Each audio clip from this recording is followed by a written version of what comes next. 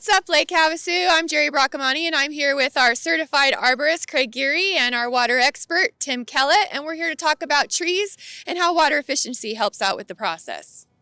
So, Craig, how long have you worked for Lake Havasu City, and what does it mean to be an arborist in our community, a certified arborist? Thanks. It's almost been 30 years now, and what it means, I feel like you really become a part of the community with the trees, planting the trees and stuff, because all the trees we're planting and take care of, we're not really doing it for ourselves, we're doing for the generations that come after us. Our residents have noticed trees in the neighborhoods and throughout the community that are sick or struggling. Can you tell us why that might be happening? We can touch on it. So this past summer was our second hottest summer, with the first hottest summer occurring the year before. The heat has a cumulative effect on our landscapes. The heat started early this year, middle of June. We got up into the 100 teens, and that heat continued into the fall. With heat has a lot of our plants are adapted to the desert heat, especially our native plants. But we got a lot of exotics that we've also grown, and all of our trees on irrigation. So kind of what happens with the heat, it's a delayed effect. We'll have 120 degree days with 90 degree nights. And what happens is it heats up the soil. So after 90 degrees, once the soil reaches that temperature, the roots start shutting down.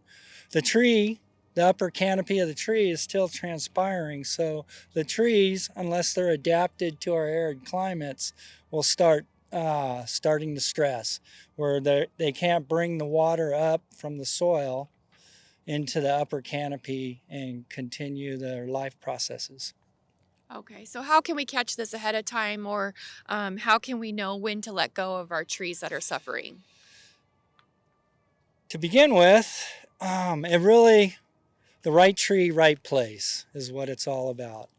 And that really starts, you want to survey your planting site, and you want to see how much room. Do you have room for a mesquite, which can get a 50-foot spread?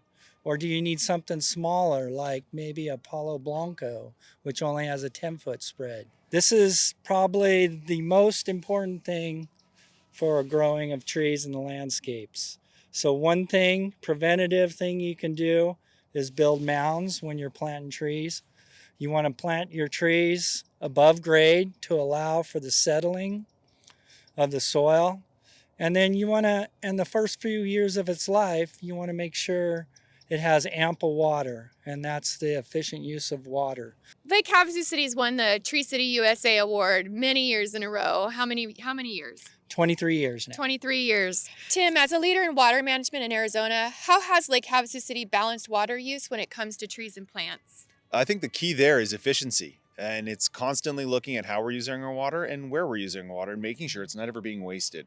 We spend a lot of time looking at our irrigation systems, how they're controlled and how they're managed, to make sure when there is a project or a planting that it is used properly. We're now in front of the Havasu Water Smart Garden located in front of City Hall. Shout out to our class of 2024 Supervisor Excellence Academy for putting this project on. Are there creative water efficient technologies or tips that can benefit trees and plants? Well, in the technology landscape, there is something called a smart irrigation controller. They're available at the big box stores and are part of the Havasu efficiency program.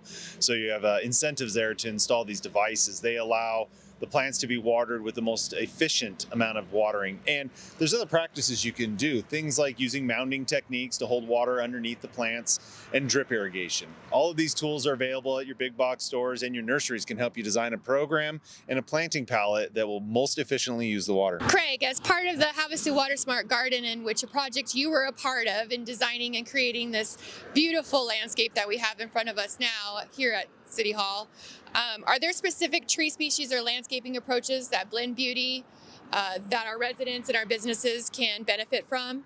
Yes, there is, and we used many of them in this project.